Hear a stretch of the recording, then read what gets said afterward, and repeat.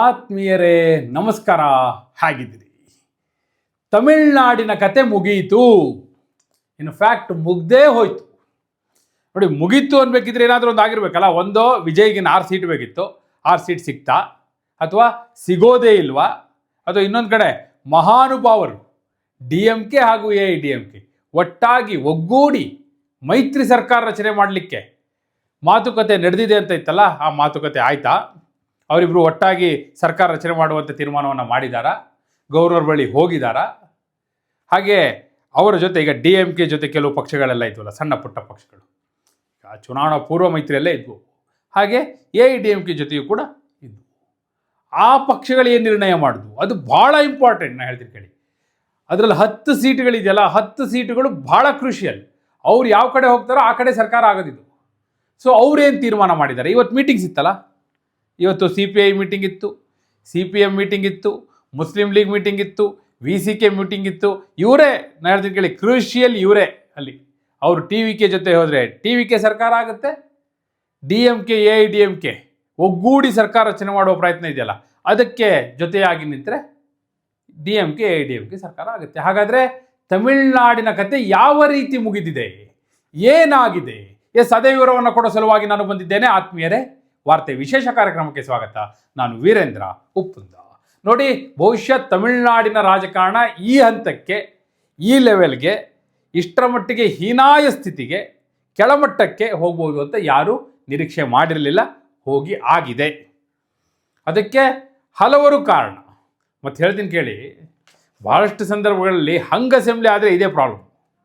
ಹಂಗ್ assembly ಆದಾಗೆಲ್ಲ ಜನ ಯಾರ ಪರವಾಗಿ ಅತಿ ಹೆಚ್ಚು ಮತವನ್ನು ಕೊಟ್ಟಿರ್ತಾರೋ, ಯಾರಿಗೆ ಅತಿ ಹೆಚ್ಚು ಸ್ಥಾನವನ್ನು ಕೊಟ್ಟಿರ್ತಾರೋ ಅವ್ರು ಅಧಿಕಾರಕ್ಕೆ ಬರ್ಲಿಕ್ಕೆ ಆಗೋದೇ ಇಲ್ಲ. ಅವ್ರು ಅಧಿಕಾರಕ್ಕೆ ಬರ್ಲಿಕ್ಕೆ ಭಾಳ ದೊಡ್ಡ ಸರ್ಕಸ್ ಮಾಡೋದು. ಯಾರು ಬೇಡ ಅಂತೇಳಿ ಕಡೆ ಅವಕಾಶ ಅಂತಲಿ ಕೊಟ್ಟಿರ್ತಾರಲ್ಲ, ಯಾರಿಗೊಬ್ಬರಿಗೆ ಒಂದು 30-40 ಸೀಟ್ ಕೊಟ್ಟಿರ್ತಾರೆ, ಅವ್ರು ಕಿಂಗ್ ಮೇಕರ್ ಆಗಿಬಿಟ್ಟು ಅವ್ರು ಯಾವ ಕಡೆ ಹೋಗ್ತಾರೋ ಆ ಕಡೆ ಸರ್ಕಾರ ಅಂತ ಆಗ್ಬಿಡುತ್ತೆ. ಈಗ ತಮಿಳ್ನಾಡಲ್ಲಿ ಆಗಿರೋದು ಅದೇ. ಈಗ ವಿಜಯ್ಗೆ ಬೇಕಾಗಿರೋದು 6 ಸೀಟು ಸಿಗ್ತಾ ಇಲ್ಲ. ಏನು ಮಾಡಬೇಕು? ಈಗ ಒಂದು, ಇಲ್ಲಪ್ಪ ನನಗೆ ಪ್ರಮಾಣವಚನ ತಗೊಳ್ಳಿಕ್ಕೆ ಅವಕಾಶ ಕೊಡಿ, ನಾನು ಆಮೇಲೆ on the floor of the house ನಾನು ಪ್ರೂವ್ ಮಾಡ್ತೀನಿ ಅಂತ ಹೇಳಿದ್ರೆ ಗವರ್ನರ್ ಅದನ್ನು ಕೆಳಗೆ ರೆಡಿ ಇಲ್ಲ. ಆಯ್ತಪ್ಪ, ನೀನು ಅಲ್ಲೇ ಪ್ರೂವ್ ಮಾಡು, ಆದರೆ ನನಗೆ ಮೊದಲು ಲೆಟ್ರ್ ತಗೊಂಬಂದು ತೋರಿಸು ಅಂತ ಹೇಳ್ತಾರೆ ಅವರು. ಅದೇ ಕಾರಣಕ್ಕಾಗಿ ಕಗ್ಗಂಟಾಗಿರೋದು. ಈಗ ಒಂದು ವೇಳೆ ಪ್ರಮಾಣವಚನ ತೆಗೆದುಕೊಂಡು ಬಿಟ್ಟಿದ್ರೆ ಸಣ್ಣ ಪುಟ್ಟ ಪಕ್ಷಗಳೆಲ್ಲ ಆಟೋಮೆಟಿಕ್ಲಿ ಬಂದ್ಬಿಡ್ತಿದ್ರು. ಏನು ಅವ್ರಿಗೆ ಒಂದೊಂದು ಕ್ಯಾಬಿನೆಟ್ ಸ್ಥಾನಮಾನ ಕೊಟ್ಬಿಟ್ಟಿದ್ರೆ ಸಾಗೋಗ್ಬಿಟ್ಟಿದ್ದು ಅವರಿಗೆ. ಆದರೆ ಈಗ ಹಂಗಾಗ್ತಿಲ್ಲ.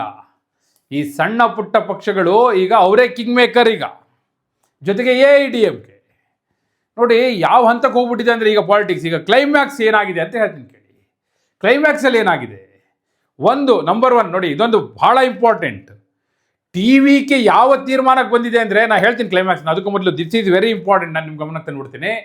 ಒಂದು ವೇಳೆ ಜನಾದೇಶ ನಮಗೆ ಸಿಕ್ಕಿದ್ದು, ನಾವೇ ಅತಿ ದೊಡ್ಡ ಪಕ್ಷವಾಗಿ ಹೊರಹೊಮ್ಮಿದ್ದರೂ ಕೂಡ ನಮ್ಮ ಬದಲಾಗಿ DMK ಹಾಗೂ AIDMK ಅಪವಿತ್ರ ಮೈತ್ರಿ ಮಾಡಿಕೊಂಡು ಸರ್ಕಾರ ರಚನೆಗೆ ಮುಂದಾದರೆ TVK ಪಕ್ಷದ ಎಲ್ಲ 107 ಶಾಸಕರು ಕೂಡ ರಾಜೀನಾಮೆ ಕೊಡುವಂತಹ ತೀರ್ಮಾನವನ್ನ ಮಾಡಿದ್ದಾರೆ.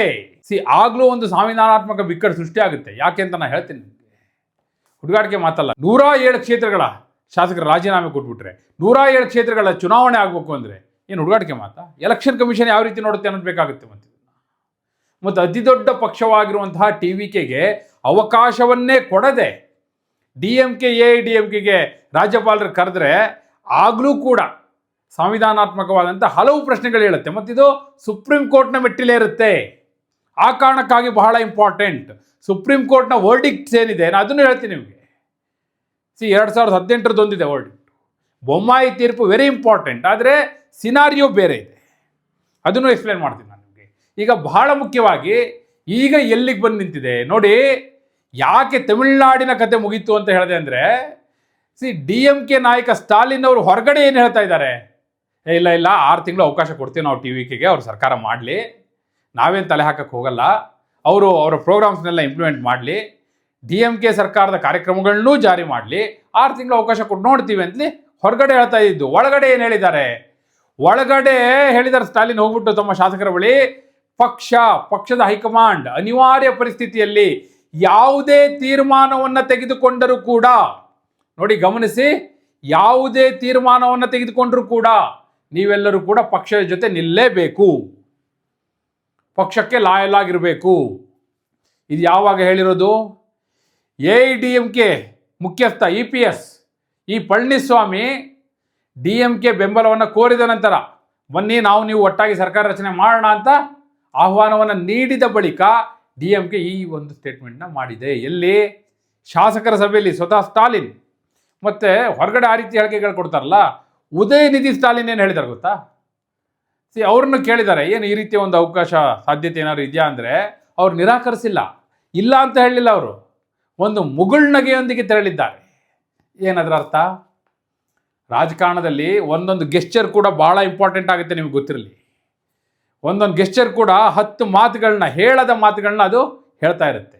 ಅದಕ್ಕೆ ರಾಜಕಾರಣದಲ್ಲಿ ರಾಜಕಾರಣಿಗಳ ಬಾಡಿ ಲ್ಯಾಂಗ್ವೇಜ್ನ ಬಹಳ ಸೂಕ್ಷ್ಮವಾಗಿ ಗಮನಿಸಬೇಕಾಗುತ್ತೆ. ಈಗ ಆಗ್ತಿರೋದು ಅದೇ. ಅಲ್ಲಿಗೆ ಒಂದಂತೂ ಕ್ಲಿಯರ್ ನೋಡಿ. ಅದೇ ಕಾರಣಕ್ಕಾಗಿ VCK ಯಾಕೆ ತೀರ್ಮಾನ ಮಾಡಲಿಲ್ಲ, ಯಾಕೆ ಮೀಟಿಂಗ್ ಮಾಡಲಿಲ್ಲ ನಿನ್ನೆ, ಈ ಚರ್ಚೆಯ ಹಿನ್ನೆಲೆಯಲ್ಲೇ ಅವರು ಕಾದು ನೋಡುವ ತಂತ್ರವನ್ನು ಅನುಸರಿಸಿದ್ರು. CPI, CPM, ಮುಸ್ಲಿಂ ಲೀಗ್ ಇವರೆಲ್ಲರೂ ಕೂಡ DMK ಜೊತೆ ಚುನಾವಣಾ ಪೂರ್ವ ಮೈತ್ರಿಯಲ್ಲಿದ್ದವರು. ಹೀಗಾಗಿ ಅವರು ಅನಿವಾರ್ಯ ಆಗ್ಬೋದು ಹೋಗುವಂಥದ್ದು. ನಾನು ಹೇಳಿದೆ 10 ಸೀಟ್ ಬಹಳ ಮುಖ್ಯ ಅಂತ. ನಾನು ಕ್ಲೈಮ್ಯಾಕ್ಸ್ ಏನು ಅಂತ ಹೇಳೋದಕ್ಕೂ ಮೊದಲು ಹೇಳ್ಬಿಡ್ತೀನಿ. ನೋಡಿ DMK ಸ್ವಂತ ಬಲದ ಮೇಲೆ ಸ್ವತಃ DMK ಶಾಸಕರು ಇರೋದೆಷ್ಟು? 59 ಶಾಸಕರಿದ್ದಾರೆ. AIDMK ಸ್ವಂತ ಬಲದ ಅಂದರೆ AIDMK ಚಿಹ್ನೆಯಲ್ಲೇ ಗೆದ್ದಿರುವ ಶಾಸಕರು 47 ಜನ. ಇದೆರಡು ಅವರವರ ಪಕ್ಷದ ಗಟ್ಟಿ ಸ್ಥಾನಗಳು. ಜೊತೆಗೆ ಚುನಾವಣಾ ಪೂರ್ವ ಮೈತ್ರಿ ಮಾಡ್ಕೊಂಡಿರೋದಿದೆಯಲ್ಲ, ಅದು ಇಲ್ಲಿ ಕ್ರೂಷಿಯಲ್ ಆಗ್ತಾ ಇರೋದು. ಅದಿರೋದ್ರಿಂದಲೇ ಅವ್ರಿಗೆ ಕಾನ್ಫಿಡೆನ್ಸು, ನಾವೇ ಅಧಿಕಾರಕ್ಕೆ ಬರೋದು, ನಾವಿಬ್ಬರು AIDMK ಹಾಗೂ DMK ಮನಸ್ಸು ಮಾಡಿದ್ರೆ ಯಾರೂ ನಮ್ಮನ್ನು ತಡಿಲಿಕ್ಕೆ ಸಾಧ್ಯ ಇಲ್ಲ ಅನ್ನುವಂಥ ಕಾನ್ಫಿಡೆನ್ಸ್. ಯಾಕೆ ಅಂದರೆ ಅವರಿಗೆ ಈ ನಂಬರ್ಸೇ ಕಾರಣ.